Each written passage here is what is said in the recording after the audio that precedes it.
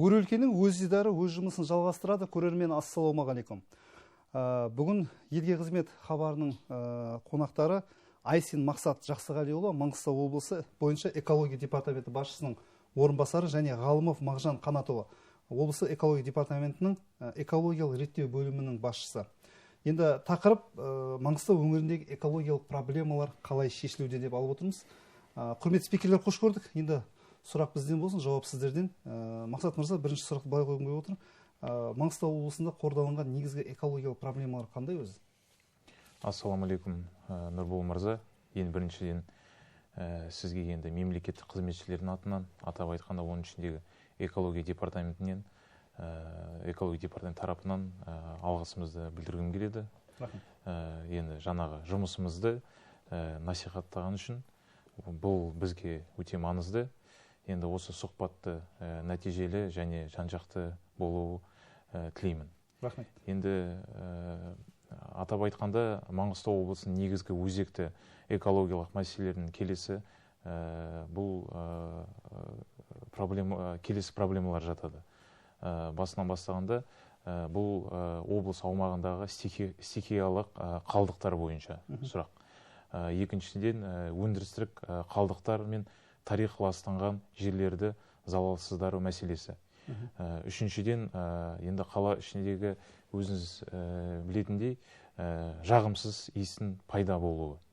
Сонымен қатар Шетпе ауылының маңындағы карьерлердің шыққан шаң мәселесі де өте халыққа өте маңызды сұрақтарға деп жаңағы сұрақтарға жатады.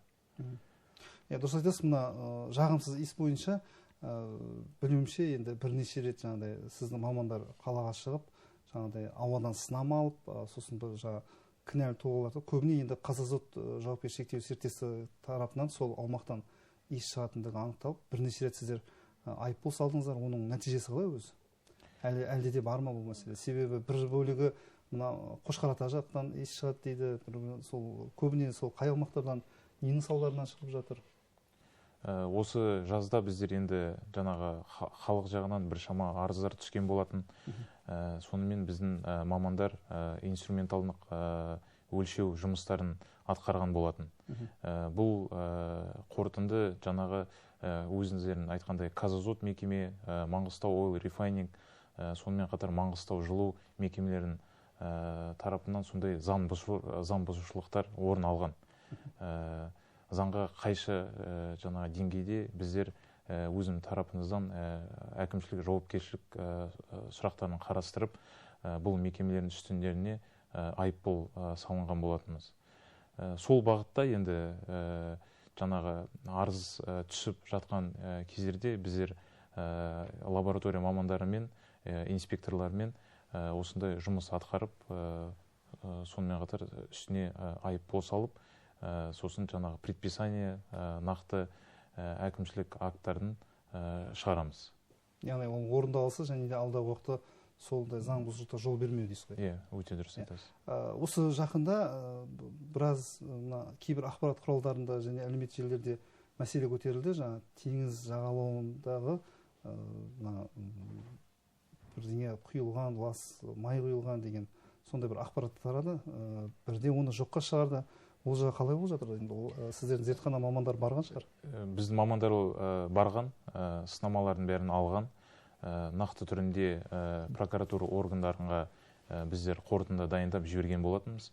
Бүгінгі таңда табиғат қорғау прокуратурасының атынан бізге ұсыну түскен болатын. Ол ұсыну қазіргі таңда қаралып жатыр. Бүгінгі таңда тыс тексерус МАЭК, сосын опреснительный завод дейтін мекемелерге тексеру жүріп жатыр. Ол тексеру біткеннен кейін жаңағы шара қолданып, айыппұл салынады деген жаңағы нелер қаралынатын болады. Мағжан мырза, енді келесі сұрақты өзіңізге қойған жөн санап отырмын. Айтып өтіңізші, осы Маңғыстау облысындағы экологиялық проблемаларды кешенді шешу жөніндегі жол картасы бекітілген болатын. Ол енді жаңа экология министрлігімен жергілікті жаңа атқарушы орган, яғни әкімдікпен бірлесіп келісілген. Енді оның ішінде нақты қандай мәселелер айтылды және де алғашқы нәтижелері бар ма? Әрине, Нұрбол мырза, аталған жол картасы енді біздің жаңа экология министрлігімен және жергілікті атқарушы органмен біздің облыс әкімінің Нұрлан Асқарович Ноғаевтың келісімімен жасақталған болатын. Жол картасы жалпы енді экологияға қатысты 36 мәселе қарастырылған қамтитын болса, соның негізгі ең 3 пунктісі бар. Ол біздің департаментпен тікелей бақылауда ұсталынып отқан. Сол бойынша үлкен жұмыстар жүргізіліп жатыр. Жаңағы пунктілерді атап өткенде, олар ең бастысы Ақтау қаласында орналасқан ірі кәсіпорындардың жаңағы Қазазот, жаңа айтып өткен МАЭК, Қазтопром, Каспий битум сияқты ірі кәсіпорындарында жаңа экологиялық кодекстің талаптарына сәйкес автоматтандырылған мониторинг жүйесін енгізу болып қарастырылады. Сонымен қатар тағы бір мәселелердің бірі пунктісі, ол жаңағы бүкіл тек қала маңында емес, ол облыс төңірегіндегі ірі кәсіпорындардың шығарылатын жаңағы эмиссияларын, әсіресе шығарындыларын, ауаға ластаушы заттардың ауаға шығарындыларын азайту жұмыстары болып табылады. Бұл бағытта енді үлкен жұмыстар атқарылып жатыр. Бірінші жыл емес, ол негізгі біздің жұмыстарымыз, ол жаңа мемлекеттік экологиялық сараптама жүргізу кезінде жаңағы тиісті кәсіпорындардың құжаттамалары, тиісті жобалар түскен кезде заң талаптарына сәйкестігін қарап, негіз болған жағдайда тиісті ескертулер беріп, нұсқамалар беріп, арнайы қондырғылар қондырғызып, арнайы жаңа соңғы технологияларды қондырғызып, сол шығарындылардың азайту бағытында жұмыстар көп жұмыс жүргізіп жатыр. Және де өз нәтижесін беріп жатыр. Көптеген жаңағыдай айтқанда тонна ластаушы заттарды қазіргі күнде азайтылған болатын. Тағы бір мәселелердің бірі, ол жаңағы шетпе аумағында Маңғыстау ауданының қиыршықтас өндіретін кәсіпорындарының шаң мәселесі туғызатын, соған қатысты да көп жұмыстар жүргізілді. Ол жаңа арнайы сараптама кезінде арнайы айтып өткен қондырғылардың қондырғызу немесе мемлекеттік бақылау барысында арнайы тексеру жұмыстары жүргізілген кезде тиісті шараларын қолданып, нелердің жаңа нұсқамаларын беру болып табылады. Ол бойынша да қазір әріптесім толықтырып айтып өтер бақылау барысында. Енді шетпедегі карьерлер мәселесі әлі де өзектілігін жоғалтпай келе жатыр. Осы жуырда ғана президент Қасым-Жомарт Кемелұлы Тоқаев Маңғыстау жұртшылығымен кездескенде де осы мәселеге назар аударған болатын. Яғни бұрынғыша жаңағыдай заңнаманы жиі бұзу деген осыны доғару керек. Яғни жалпы ондай рұқсатнаманы беруді азайту керек деген бір тапсырма болған болатын. Бұл жағы қалай болып жатыр? Жалпы енді ол рұқсат беру енді ол сіздердің құзыреттіліктеріңізге кірмейді ғой. Дегенмен сол осы салаға жауапты мекемелермен бір келіссөздер немесе бір басқосуларда бір айтылады. Мысалы, сіздер енді осыншама халықтың жанайқайын жеткізіп, ол тек қана айыппұлмен шектелмейді. Ол қашан біз айыппұл сала береміз, шеті жоқ айыппұл салып жатық, бірақ айналып келгенде халық сол баяғы бір мәселені айтып келе жатыр. Шаң басылатын емес, мысалға неше түрлі онкологиялық тағысында неше түрлі аурулар бар, балалар ауырады деген сияқты. Осыны енді қалай шешіледі енді түптеп келгенде? Енді әкімдіктер не дейді? Сіздердің тарапыңыз, сіздердің позицияларыңыз қалай бұл жерде? Енді біздің тарапынан атап өткенде, жаңағы бас прокуратурасының тапсырмасымен біздің Маңғыстау аудан прокуратурасымен экология департаменті бар, жаңағы жан-жақты тіс тексеріс тағайындалған болатын. 11 мекемеге қатысты, жаңағы шетпе карьерлерін мекемелерге қатысты. Сонымен қатар біршама жаңағы тексеріс заңбұзушылықты табылған болатын. Ол заңбұзушылықтар бойынша экология департаментінен прокуратура органдарына қорытынды жіберілген болатын. Қазіргі таңда прокуратура органынан бізге ұсыну түскен. Сол ұсыну бойынша біздер жаңағы әкімшілік жауапкершілікті қарастырып жатыр. 11 мекемеге қатысты. Жаңағы сіз көтерген сұрақ, сосын мемлекет басшысы көтерген сұрақ, жұмысын тоқтату сұрақтарын бойынша бүгінгі таңда әкімшілік оны жаңағы қарастырып жатыр. Себебі жаңағы берген қорытынды бойынша жұмыс атқарып жатқан жаңағы айтып тұр қой, заключениялары, олар жаңағы акиматтың құзыретінде болғасын, олар сол сұрақтарын қарастырып жатыр. Біздер инспекция жағынан жаңағы айыппұл салып, жаңағы сонымен қатар сотқа барып, жұмысын тоқтату мәселесін, оны бізде де қарастырылған. Ол бірақ жаңағы осы ұсыну қарап болғаннан кейін, әкімшілік айыппұл салынғаннан кейін қарастырамыз. Түсінікті. Енді мына өндірістік қалдықтарды кәдеге жарату және тарихи ластанған жерлерді кәдеге жарату проблемалары туралы не айтуға болады. Енді бұл бойынша егер де қателеспесем, өткен жылдары Маңғыстаумұнайгаз акционерлік қоғамына қарасты Жетібай кен орнында, яғни баспасөз туры өткізіліп, журналистерге көрсетілген болатын. Қандай мәселе бар, ластанған орындар қалай тазаланды, және де қазіргі таңда компания қоршаған ортаны қорғау бағытындағы, экология жақсарту бағытындағы бағыттарға қомақты қаражат бөліп жатқандығы туралы көрсетілген болады. Енді осы жұмыстар енді алдағы уақытта жалғасын таба ма? Білуімше, ендігі кезекте Қаражанбас-мұнай мен Өзенмұнайгаз болуы керек. Енді жалпы осы мына тарихи ластанған жерлерді кәдеге жарату мәселесі кімнің бақылауында, кімнің құзыретінде, кімдер оның жүзеге асырылуын қадағалайды және сапалы орындалуы? Неге десеңіз, Қазмұнайгаз ұлттық компаниясы мен экология министрлігі арасында бір келісім бар ғой. Ол қалай жүзеге асырылады? Жаңағыдай Мағжан Қанатұлы айтқандай, бізге бекітілген жол картасы бар. Ол жол картасының ішінде 36 пункттің ішінде жаңағы осы пункт бар, меморандум бойынша мұнай қалдықтарды жою жұмыстары бойынша. Сол пунктке сәйкес экология министрлігі мен жаңағы Қазмұнайгаздың мекемелері, оның ішінде Өзенмұнайгаз, Қаражанбас-мұнай, Маңғыстаумұнайгаз меморандум жасақталған. Жаңағы мұнай қалдықтарын жою жұмыстары бойынша. Ол 2019 жылы меморандум жасақталған. Жұмыс 2019-дан 2024 жылға дейін жаңағы жұмыстар атқарылады. Оның ішінде меморандум ол 2,5 миллион мұнай қалдықтарды жою жұмыстары. Бүгінгі таңда оның ішінде 730 мың көлемі мұнай қалдықтары жинақталған болады. Сонымен қатар бұл сұрақ жаңағыдай айтқандай уәкілетті орган біздің экология министрлігі болады. Осы сәуір айында экология министрінің бастамасымен жиналыс болған. Оның ішінде Қазмұнайгаздың жаңағы бірінші басшылары, менеджерлары, сонымен қатар Өзенмұнайгаздың, Қаражанбас-мұнай, Маңғыстаумұнайгаздың басшылары қатысып, сол назар алынған болатын жаңағы жұмысқа сәйкес. Сонымен қатар біздің экология департамент басшысымен де біршама жиналыстар болып жатыр.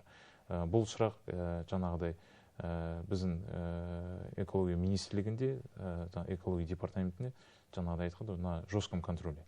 Түсінікті. Енді мына президент Қасым-Жомарт Тоқаевтың бастамасымен қоқыссыз таза табиғат жалпы ұлттық республикалық жаңағыдай сенбілік акциясы бастап алған болатын. Ол енді 3 аптаға жалғасты. Енді айтыңыздаршы, осы республиканы қамтыған шараға біздің өңір қаншалықты белсенді қатысты? Қанша қоқыс тазаланды, қанша қоқыс жиналды, қай аумақтар тазаланды деген сияқты? Енді жаңағыдай өзіңіз айтқандай, дүниежүзілік қоршаған ортаны қорғау күнін мерекелеу аясында департамент қазай айында бірге таза Қазақстан акциясын үздіксіз өткізді. Оның ішінде 2000-нан астам адам акцияға өзінің қолын қосқан, еңбегін қосқан. Олардың арасында енді әртүрлі жаңағы біздерде мемлекеттік қызметшілер де бар, экоактивистер бар, тұрғындар да бар. 13 орын бойынша біздер бірлескен күш жігермен көптеген тонна қоқыс жиналған болатын. Алғаш рет енді жаңағыдай акциясы бірге таза Қазақстан негізінде 2019 жылдан бастап келе жатыр. Өткізудің барлық кезеңде оған еліміздің 650 мыңнан астам тұрғыны қатысты негізі. Тек 3 жылдың ішінде 400 мың жаңағы адамдар қатысып, осы акцияға өзінен жаңағы үлесін қосып, осындай жұмыстар енді атқарып жатыр.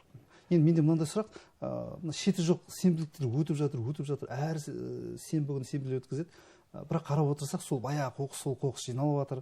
Жаңағыдай контейнерлерде қоқыстар уақытында жиналмайды, көшелерде шашылып жатады. Бірақ айтамыз, Ақтау Қазақстанда ең жас қала, ең әсем қала деп. Бірақ кейде осы түрлі форумдарда да айтып жатады. Осы экологтар қайда қарап отыр, полиция қайда қарап отыр, әр жерде жаңағыдай қоқыстар шашылып жатыр деп. Енді ол шеті жоқ сенбіліктер өтіп жатыр, оның нәтижесі неге біз көрмейміз? Әлде ол жаңағы экологиялық мәдениетті қалыптастырудың әлде бір жұмыстар дұрыс жүрмей жатыр ма? Әлде ол халықтың өзіне байланысты ма? Неге бұлай картина? Негізі айта өткенде бұл мәселенің түп көрі түбінде жатыр деп түп айтады. тамыры. Түп тамыры түбінде жатыр. Ол жаңағыдай аталған шаралармен тек шектелмейді. Ол өзінің енді толықтай жоюға өз әсерін әкеле алмайды. Себебі ол ең бастысы ол мына халқымыздың, өзіміздің, тұрғындарымыздың арасындағы экологиялық сауаттылығын дамыту керек. Бірақ енді мына шараның өзі, мына сенбілікке қатысқанның өзі жылдан жылға жаңа қатысушылардың саны көбейткені, ол да өз әсерін әкеледі. Себебі қатысқан жаңа өз қолымен тазалаған адам келесіде сол дала қоқыстарды лақтыра алдында бірнеше рет ойланады. Енді одан да бөлек бізде енді жаңа экологиялық кодекстің талаптарына сәйкес жаңағыдай сауаттандыру жұмыстары жан-жақты жүргізіп жатыр. Тек біздің департамент тарапынан емес, ол жаңа біздің министрліктің жаңағы ең негізгі бағыттардың бірі болып табылады. Енді бара-бара сауаттылықты дамытамыз деген ойдамыз. Сол ғана шешілген жағдайда ғана халықтың арасында жаңа мәдениеті көтерілген жағдайда ол мәселе шешілетін болады. Түсінікті, рахмет. Енді мына өңір басшысы, яғни әкіміміз Нұрлан Асқарұлы Ноғаевтың және экология министрі Берекешев мырзаның қатысуымен Ақтауда халықаралық тұңғыш бірінші рет үлкен конференция өткен болатын. Енді ол жерде қандай мәселелер нақты көтерілді, қандай келісімге келдік деген сияқты. Оны Ақтауда өткізудің қаншалықты маңыздылығы, өзектілігі бар? Енді жаңағы Ақтау қаласының 22 жылы 5 маусымда өткізілді. Аталған шара ол және қоршаған ортаны қорғау халықаралық мерекесімен қарсаңында өткізілді. Аталған шараға айта өткендей министрлік Берекешев Серқали мен біздің облыс әкіміміз Нұрлан Асқаровичтің қатысуымен өтті. Одан да бөлек республиканың бүкіл ірі кәсіпорындардың өкілдері, шетелдің мекемелердің шетелдік сарапшылар өкілдері келіп қатысты. Жалпы айтқанында 500-ден астам осы саладағы мамандарды жинаған болатын. Негізгі осы шарада қарастырған мәселелер ол жаңағы біздің енгізілген жаңа экологиялық кодекстің мәселелері, сонымен қатар шетелде қолданылып жатқан жаңа соңғы технологиялардың біздің солардың тәжірибесі ретінде Қазақстанда өнеркәсіпті экономика дамыту кезінде соларды қолданылу мәселелері қарастырылған. Көптеген жаңағы енді тәжірибе алмастырылды. Қандай технологиялар қолдануға болатын жаңағыдай шетелдің мамандар, сарапшылары өзінің ойларын бөлісті, презентацияларын көрсетті. Өтен көптеген технология, енді ол біздің немізде әрине ол ақпарат бізде жинақталып тұр. Болашақта қолдануға жаңағыдай бүкіл бағытта жасаған кезде, ертең жаңа өнеркәсіптік кәсіпорындар ашылған кезде сол технологиялардың қолдануын біз талап ететін боламыз, әрине. Себебі енді біздің президентіміз өзінің айтуында экономикамен қоса экология мәселелеріне көп мән береді. Себебі ол бір жақтың дамуы екінші жаққа кері әсерін әкелуі мүмкін. Мысалы үшін қаралған біздің көршілес Қытай мемлекетінің өзі экономикасы өте дамыған, бірақ экология жағынан ол қатты әсерін әкелгізіп отыр. Сол себептен жаңа орта бір неге келтіріп, жаңа соңғы технологияларды қолданылып, мән беріп экологияға да экономиканың дамуында бірге алып келу жүру керек та. Сол себептен жасалған шара болып танылады. Көптеген тәжірибелер енді алмасылды, енді соны болашақта қолданылуға үміттенеміз. Түсінікті. Енді осы жерде бір сұрақ туындайды. Мына экологиялық кодекстің талаптарына сәйкес келесі жылдан бастап, яғни 23 жылдан бастап, көлемі 500 тоннадан асатын стационарлық ластау көздерін автоматты бақылау жүйесі енгізуі тиіс делінген, жаңа заңда. Енді Маңғыстау облысында кәсіпорындар бұл жаңашылдыққа дайын ба? Қанша кәсіпорын осы жүйені енгізуге дайын? Ол осыншама қымбат шығынға түсірмей ме, батырмай ма мекемелер? Енді ол мына автоматтандырылған мониторинг жүйесі, яғни бақылау жүйесін енгізу ол біздің жаңа кодексіміздің негізгі жаңашылығы, негізгі талаптар болып табылады. Ол және 23 жылдан бастап міндетті болып табылады. Ол арнайы өзінің сәйкес ережелері жасақталған, сол ережелерге сәйкес тиісті кәсіпорындар өзіне орнату қажет болады. Олар бізде айтып өткендей стационарлы көзді ластау шығатын 500 тоннадан асуы, шығарындыларын немесе ағындыларын, немесе өздерінің өнеркәсіптерінде, мекемелерінде факельный установка дейді, солардың болуы талапты болып саналады. Осы бағытта жалпы департаментпен алдын ала ережелермен таныстыру бойынша үлкен жиналыс өткізілген болатын. Департаменттің ішінде барлық осыған қатысты ірі кәсіпорындардың бірінші басшылармен жинақталып, ереженің түсіндіру жұмыстары, және де сол кәсіпорындардың қазіргі таңда қандай жұмыстар атқандар және қандай сатыда тұрған туралы өздерінің нелерін тыңдаған болатынбыз. Сәйкесінше тиісті нұсқамалар бердік және де ескерту жасадық. Жаңағы тиісті уақытта үлгермеген жағдайда оған арнайы әкімшілік болсын немесе заңмен қарастырылған басқа да жауапкершілік бар екен туралы. Енді ол жаңа айтып өткендей шығын жағынан материалдық көп ақшаны қаражат етеді.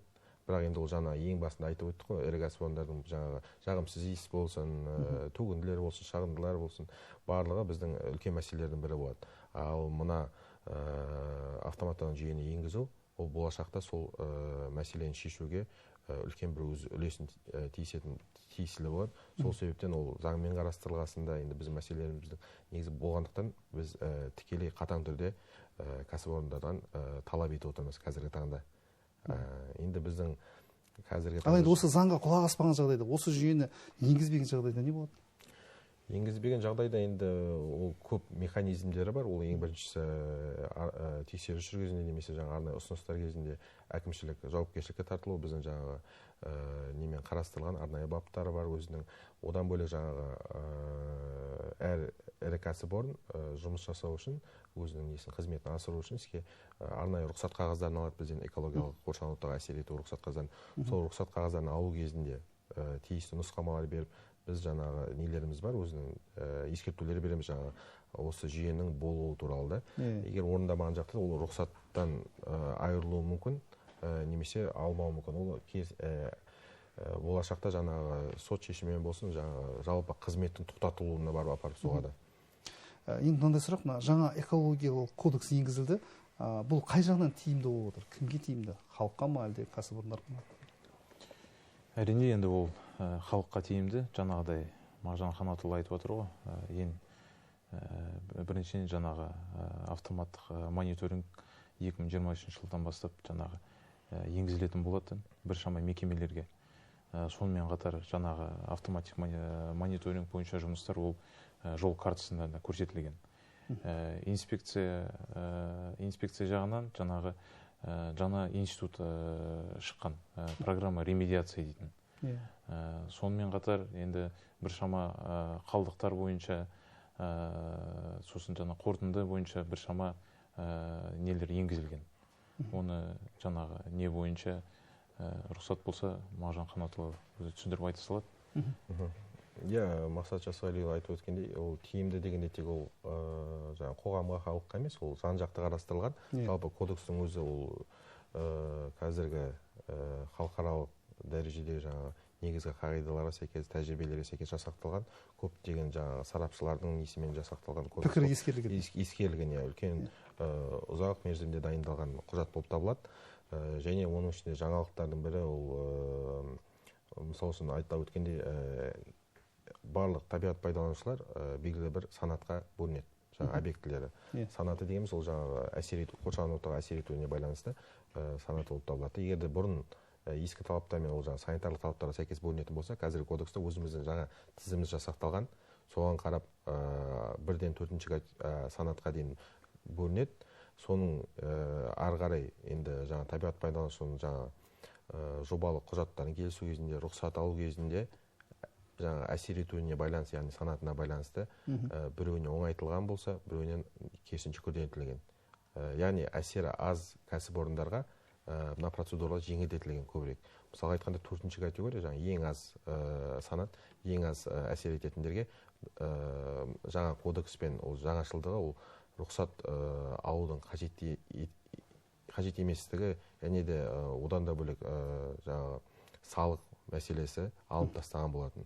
Ал керісінше жаңа бірінші санаттағы объектілерге ең үлкен әсер ететін кәсіпорындарға ол күрделеніп, яғни жобалық жаңа қарастыру кезінде жан-жақты қаралуға, жаңа ұзақ мерзімі қаралуға, тиісті нелер жаңа ескертпелер алынуға процедурасы күрделетілген болатын.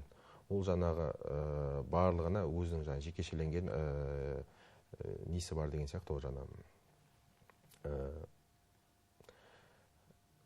оңайтылған, күрделетілген түрі сияқты санаты сол болып табады. Және жалпы кодекстің өзі енді негізгі қағидалары сол жаңа атап өткендей қоғамның қатысуы, экологиялық информацияның жаңа қолжетімділігі деген ластаушы жаңа төлейді деген негізгі принциптер мен қағидалармен жасақталған.